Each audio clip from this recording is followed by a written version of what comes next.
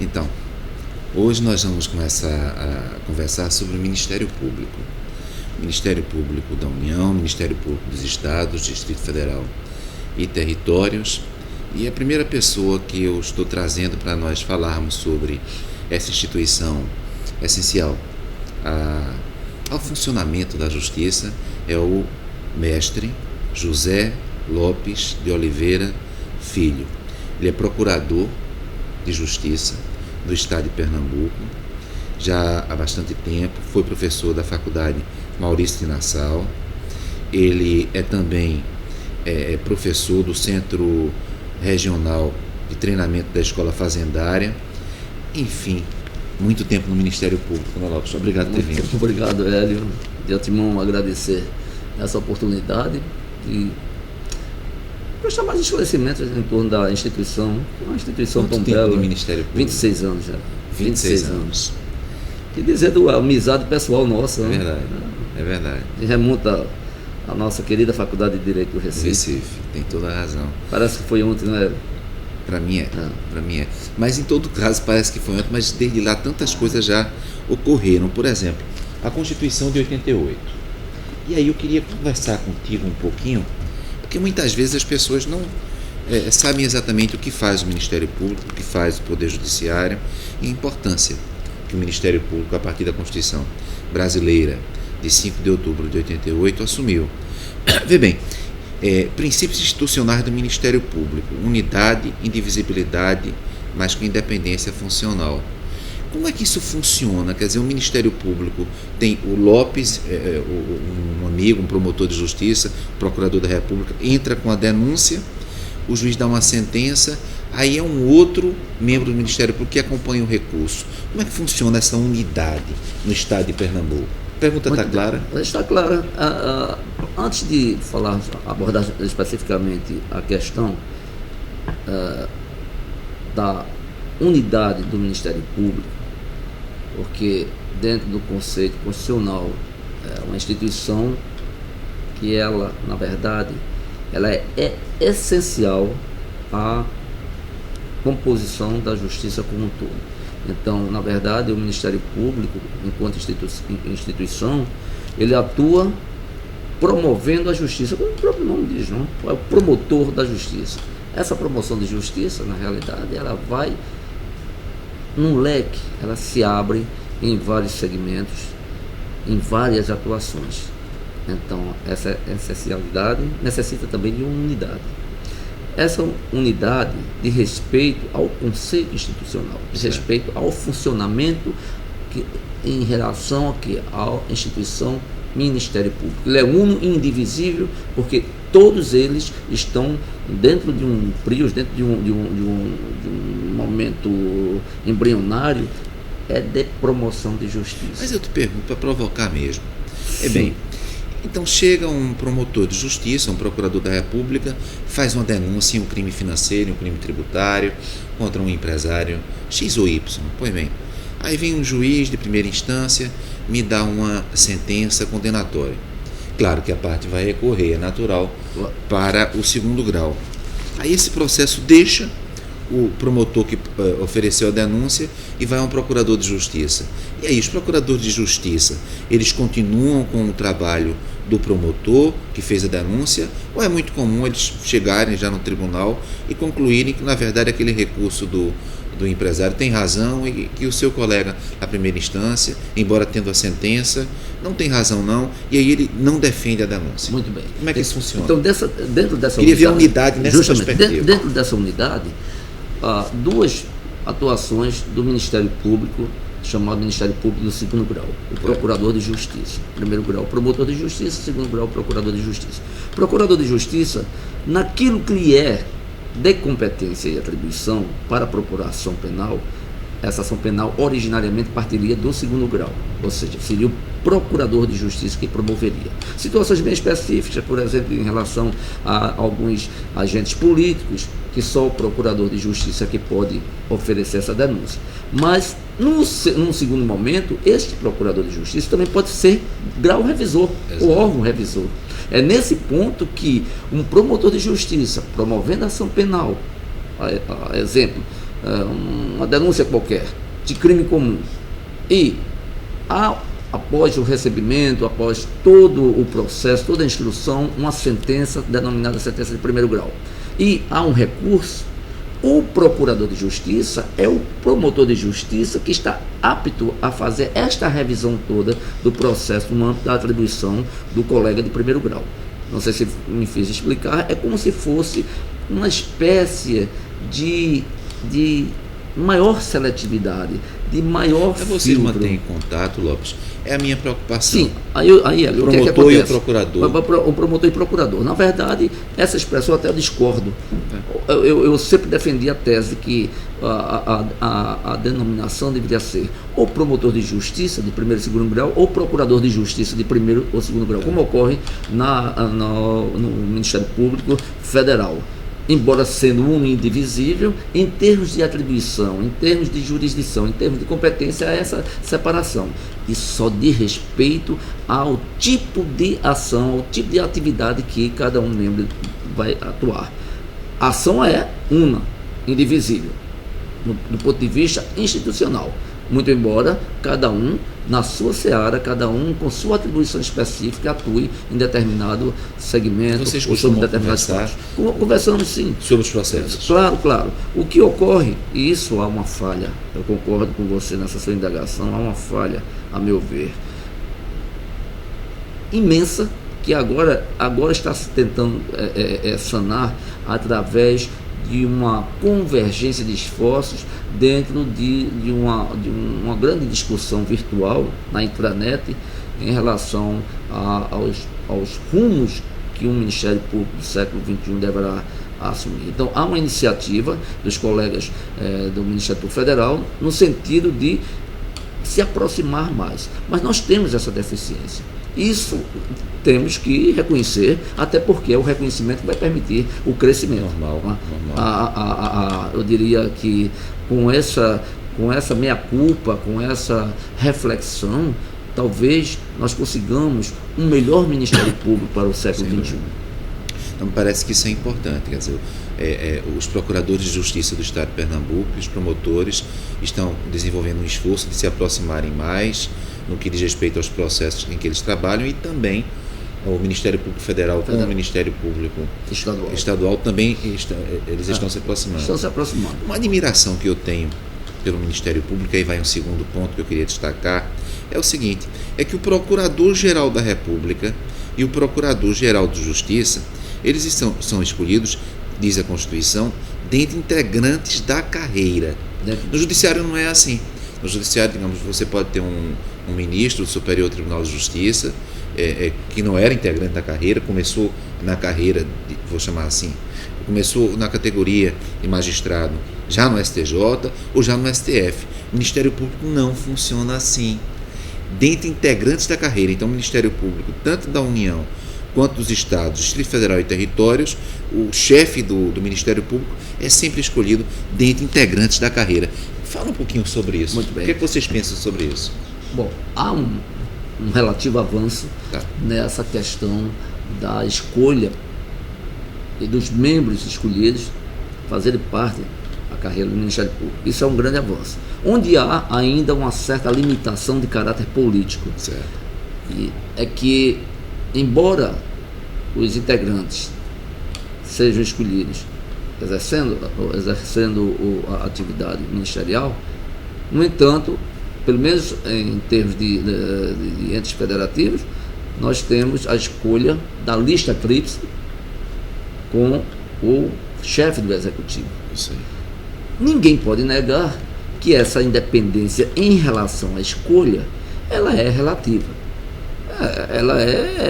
Ela não é absoluta no sentido de uma independência plena para a escolha.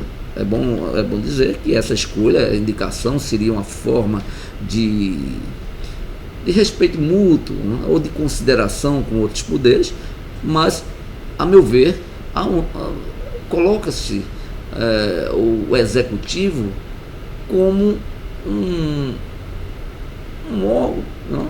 Um órgão do executivo com certo poder de controle. Sei. É evidente que não é demissível ad nutum. Mas essa escolha, no primeiro momento, ela tem um viés político. Interessante isso. Quer dizer, o Ministério Público, cuja chefia, tanto na União quanto nos estados, é sempre dentro integrante da carreira, mas o só fato de ser o chefe do executivo, o presidente da República, o governador do estado, que vai escolher um dos três, isso já de algum modo afeta o Ministério Público. Afeta. No caso do Poder Judiciário, essa escolha não se dá necessariamente sequer dentro integrantes da carreira. E aí eu te coloco uma outra questão também que diz respeito à autonomia do Ministério Público. A Constituição fala em autonomia funcional e autonomia administrativa. E diz, com relação à autonomia financeira, vou chamar assim, que o Ministério Público elabora a proposta orçamentária dentro dos limites da LDO. E aí, a questão do encaminhamento da proposta orçamentária do Ministério Público para o chefe do Executivo. Para o chefe do Executivo. Não é? Vocês entendem que o chefe do Executivo pode alterar a proposta orçamentária e só depois encaminhar para o Legislativo, ou ele tem que encaminhar, na perspectiva de vocês, para o Legislativo sem nenhuma alteração, tal qual a proposta foi encaminhada para ele, Executivo? Essa é uma outra questão importantíssima, porque diz respeito, na realidade, a toda sobrevida da instituição. Certo.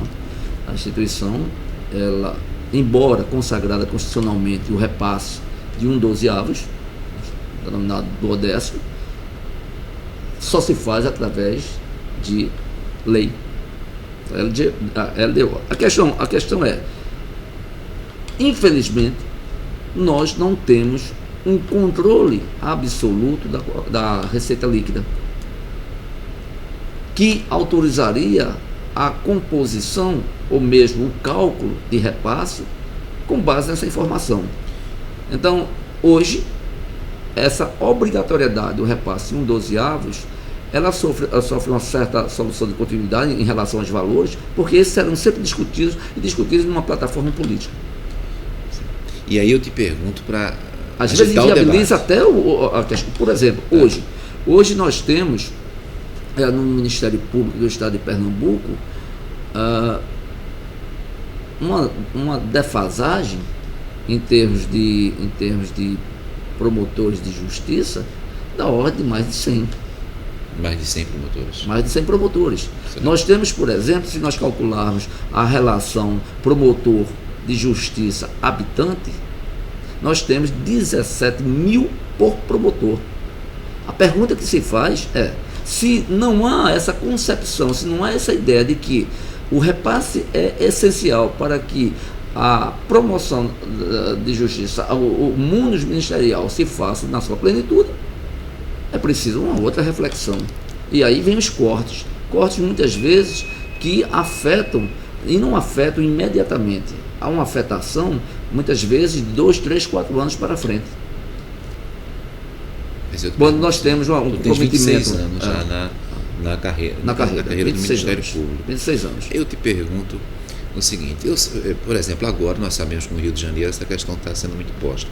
Então se diz, olha, o Brasil está em crise, logo o governador poderia não repassar 1/12. Por outro lado, se diz, olha, mas se o Ministério Público tem autonomia, como é que não iria repassar?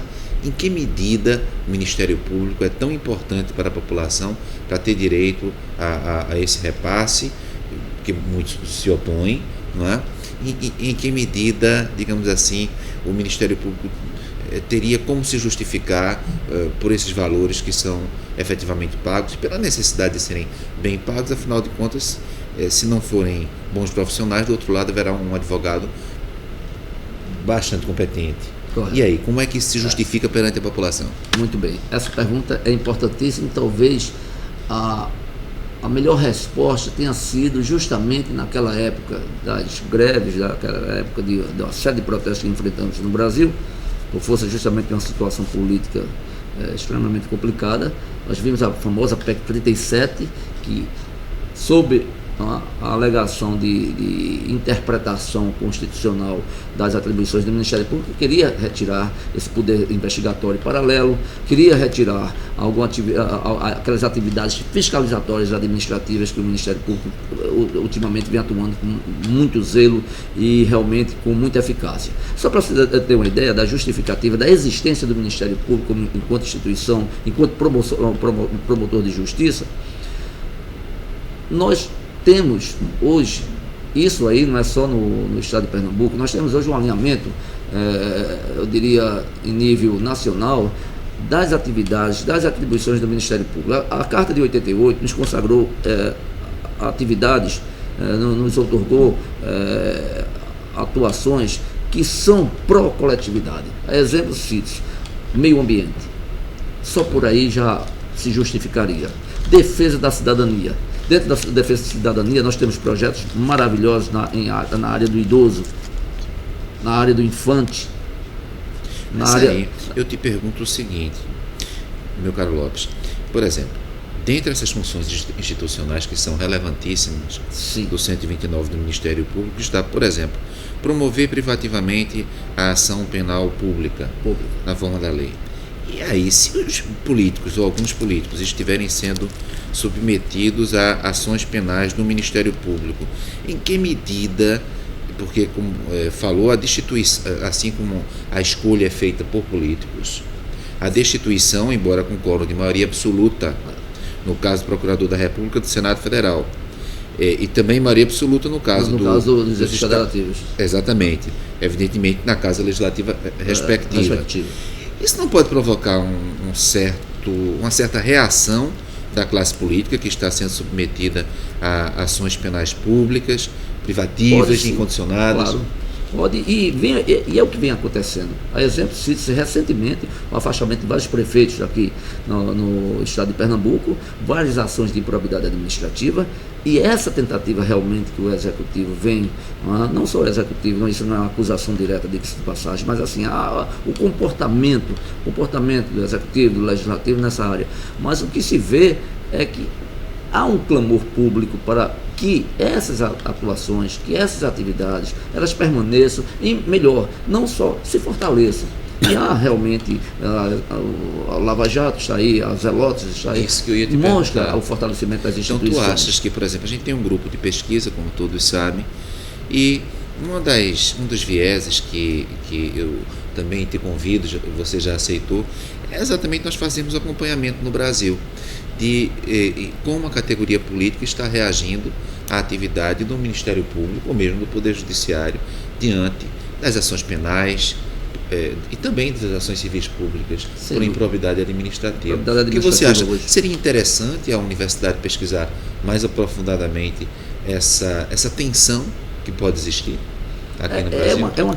É uma questão que serviria, a meu ver, até de um projeto social mesmo, uma abordagem sociológica a respeito desse comportamento. É interessante sua indagação, Hélio, porque isso nos remete a uma certa obrigatoriedade de se manter bancos de dados. Certo. Isso eu defendo no Ministério Público de hoje.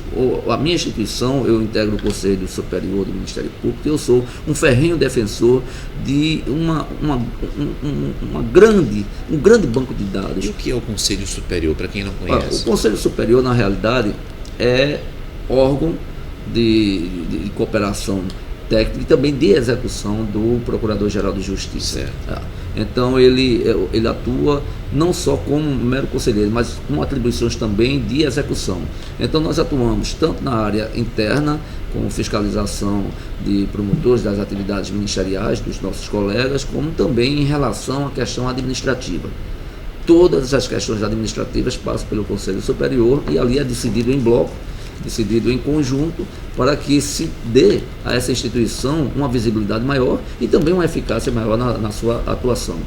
Agora, voltando ainda à questão desse impasse, por força das ações penais, as ações de improbidade, nós temos hoje um instrumento maravilhoso que se chama ação civil. A ação civil, ela, na verdade, muito mais do que um instrumento do Ministério Público, é um instrumento de cidadania. É preciso que se dê a devida importância à ação civil pública.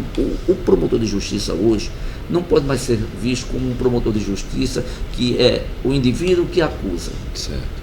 É preciso que essa concepção de Ministério Público se volte a indivíduo que defende o interesse coletivo, seja de uma comunidade, seja de um grupo, e aí vem a questão justamente da questão jurídica, que não vem ao caso agora, a questão doutrinária, mas principalmente em relação aos direitos transindividuais, os transindividuais homogêneos, que não é o objeto de discussão aqui, mas que mostre a atuação do Ministério Público como promotor de justiça, como aquela instituição que promove o bem-estar social, que busca a promoção do bem-estar social, que se dê realmente, entendeu, o devido valor, e que esses instrumentos não têm nenhum poder pode criar obstáculos em relação a algo que está na Carta Magna, algo que foi dado, porque nós somos meros executores, meros representantes do que está aí, meros representantes de uma Constituição que é uma Constituição extremamente pluralizante, extremamente cidadã. Não? E aí, um assunto polêmico e muitas vezes evitado. Mas eu pergunto para uma pessoa tão experiente, 26 anos não são 26 dias. Atividade político-partidária. O Ministério Público, em regra, há uma vedação por exercício de atividade político-partidária, mas há exceções. Por exemplo, o presidente da Assembleia Legislativa do Estado de São Paulo, membro do Ministério Público. O que a categoria, você com tanto tempo de Ministério Público, pensa? Os juízes não podem exercer atividade político-partidária. O Ministério Público, embora a regra seja a vedação, há exceções. Eu estou citando aqui um caso, porque o Estado de São Paulo é o maior estado da federação, economicamente falando, e o presidente da Assembleia Legislativa do Estado de São Paulo, um membro do Ministério Público.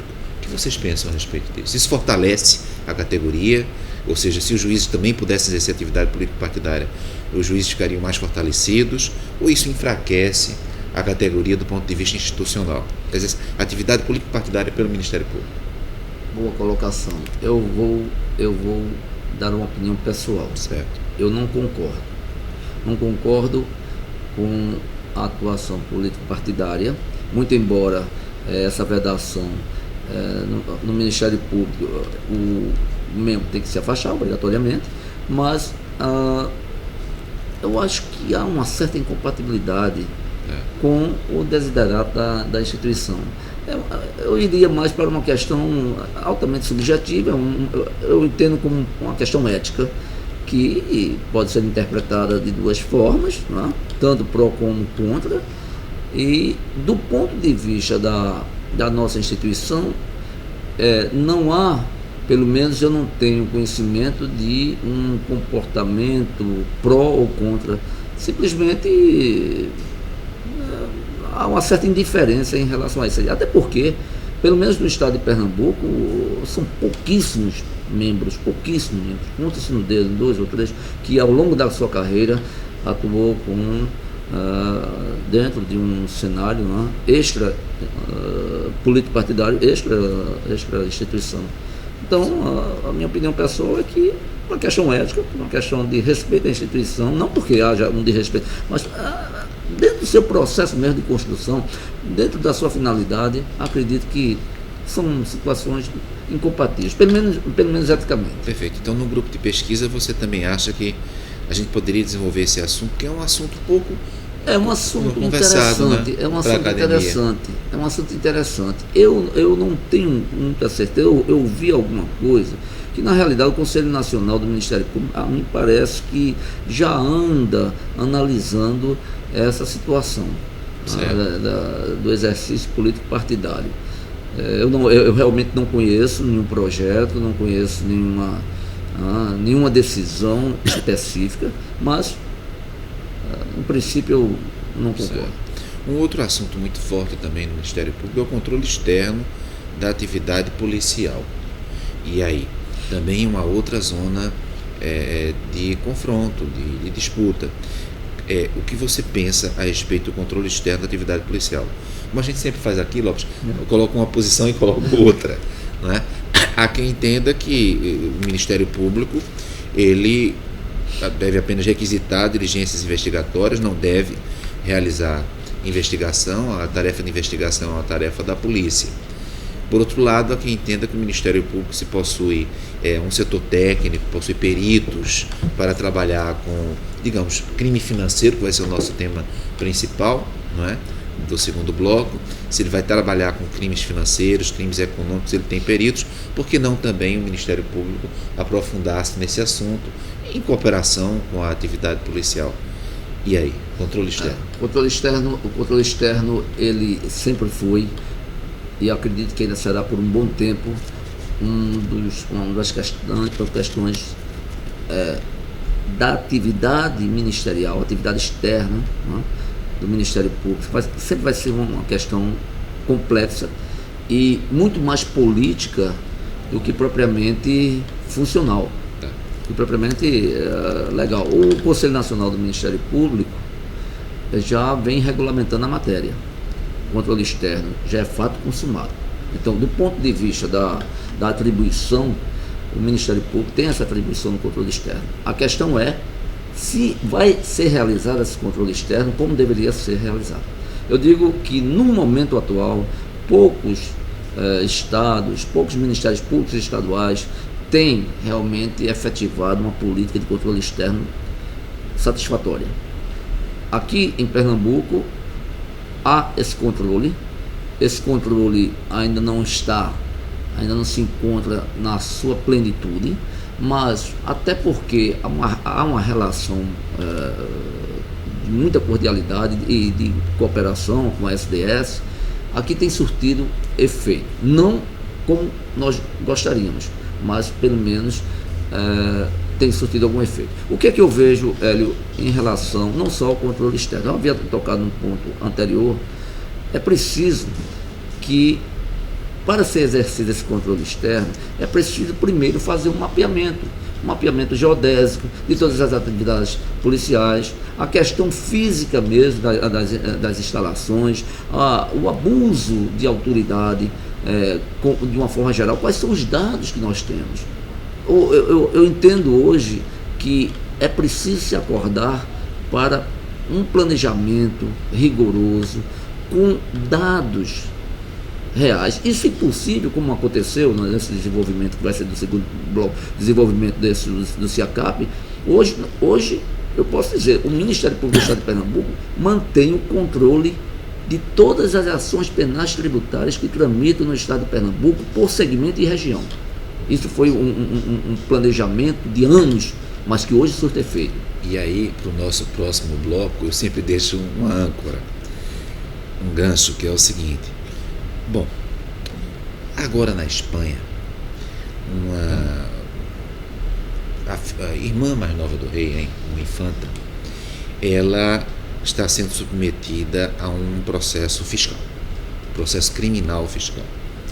E se argumenta com o seguinte: olha, mas se o próprio Ministério Público não quis fazer a denúncia, poderia a magistratura levar à frente o processo?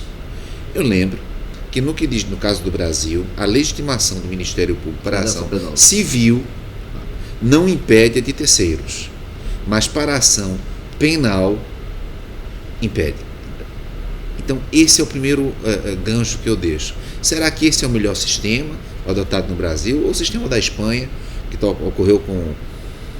esse problema ocorreu com o dono de um grande banco espanhol, está ocorrendo agora com uma pessoa da família real?